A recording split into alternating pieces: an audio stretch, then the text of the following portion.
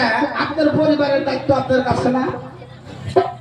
সবারই দায়িত্ব, পরিবারের দায়িত্ব আপনার কাছে না? ছেলে মেয়ের দায়িত্ব আপনার কাছে না?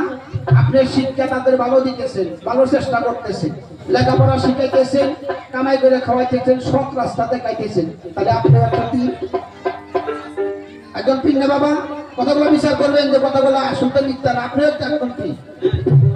2 নম্বর পীর হয়েছে, আমি এটাই জানি যে 2 নম্বর পীর হয়েছে আমার শিক্ষাগুরু। আমি যখন স্কুলে লেখাপড়া করি, যখন স্কুলে যাই, আমি অন্ধকার জীবনে ছিলাম, আমাকে লেখাপড়া শিখাইয়ে যে প্রহর দেখাইছে, এই দুনিয়ার আলো বাসার যে দেখাইলো, সেও আমার একজন গুরু না? সে তো বাবা একজন পীর। আরেক পীর আসে, যদি বাবা আমাকে, মা যদি, মা আর বাবা এই নেগেটিভ পজিটিভ মিলে যদি দুইজনে খেলা করে, খেলা করতে করতে যদি দুনিয়ায় না আসতো, তাহলে দুনিয়া আসতে পারতাম? তাহলে বাবা মা আমার পীর। মূলে ফিরে যাও, আমার উপর আল্লাহ ভগবান, সে একজন পীর। এখন কলির যুগের কথা বলছি, শ্রীকৃষ্ণ একজন পীর। আমার মুহাম্মদ নবী সাল্লাল্লাহু আলাইহি সাল্লাম উনি একজন পীর। এই মারফত সৃষ্টি করে কোথায় রাখছিল? আলমে আরওয়ার মাঝে। মারফত কয় প্রকার আছে জিজ্ঞাসা করে আমার কাছে। তোমার কাছে 14 প্রকারের থাকতে পারে, কিন্তু আমার কাছে একটা প্রকারই আছে। আমার কাছে এক প্রকার, একটা কামি।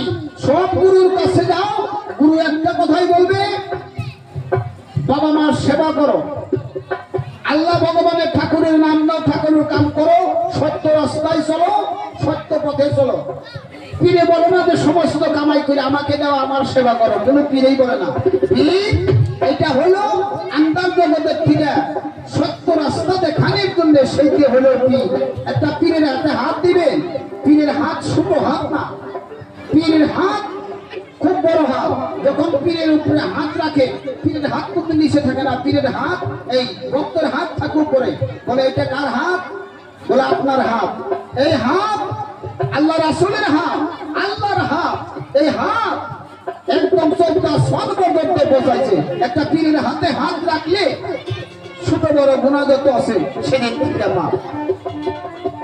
আর তুমি পীরের কি বুঝবা?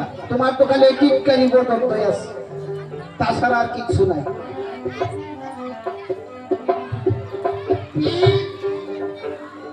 ছোটকালে 7 বছর 8 বছর কালে পীর ধরে না, সে পীরের মর্মই জানে না। আর ধরছেও সে পীর। যদি সে মাস্টারকে সম্মান দেয়, বাবাকে সম্মান দেয়, সে তো একটা পীর ধরছে। পীর বাবা মা আমি কয়েক ফরকা বলে গেছি। বাবা মা স্কুলের শিক্ষক, উপর মহলত আছে। আর আখিরাতের রাস্তা চিনার জন্য, আল্লাহ রাসূলের রাস্তা চিনানোর জন্য একজন পীর বাস্তব জগতে ধরতে হয়। অথবা তুমি কথা মানতে পারো না, না মানলে নাই। 313 জন নবীর ভিতরে সেরা ছিলেন মুসা নবী। উনি আল্লাহর সাথে কথা বলতেন, কিন্তু দলিল লিখেছে উনি টুকলা ছিলেন, সব নবী সে একটু খাটো। উনি আল্লাহর সাথে কথা বলতেন। একদিন তুর পাহাড়ে নিয়ে হঠাৎ করে বলতেছে, হে আল্লাহ, আমার উপরে তো আর কেউ জানা মানুষ নাই। আল্লাহ বলছে আছে। বলে আবার কোথায়? আমার উপরে ওর জানা কে? আমি লম্বা হিস্ট্রি বলবো না। তখন বলছিল যে তুমি এইভাবে রাস্তা দিয়ে যাইয়া, মানে একটা মাছ দিছিল ওনার কাছে বাইরে, মাছ একটা তো বড় মাছ, সাগরের মাছ, আগুনে বাইরে পুইরে দিছিল ব্যাগের ভিতরে, যে এই মাছটা তুমি ব্যাগে নিয়ে সাগরের কিনে হাইটে দাও, এই মাছ যেখানে যায় তুমি সেখানে যাবো।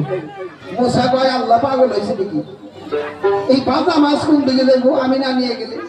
হঠাৎ করে সাগরের পার দিয়ে যাওয়া ধরছে, যাইয়া দেখে ব্যাগের থেকে মনার থেকে মাছটা নাইমে সাগরে নেমে গেল। সাগরে নেমে যাওয়া শুরু করলো। মুসা পিছে পিছে যায়, দেখে যেদিকে মাছ নাই, সাগর নাই, পুরো রাস্তা। যাইতে যাইতে পাইছিল কি, বাবাজি পানির নিচে কি আছে? মাছ খিচড়ি আসছে না বাবাজি? যাইয়া দেখে মাছ সেই জায়গায় যেয়ে দাঁড়াইছে। যে ওনার লোক পাইলো, সালাম কালাম দিয়ে ওনার কাছে বসলো। তখন দেখে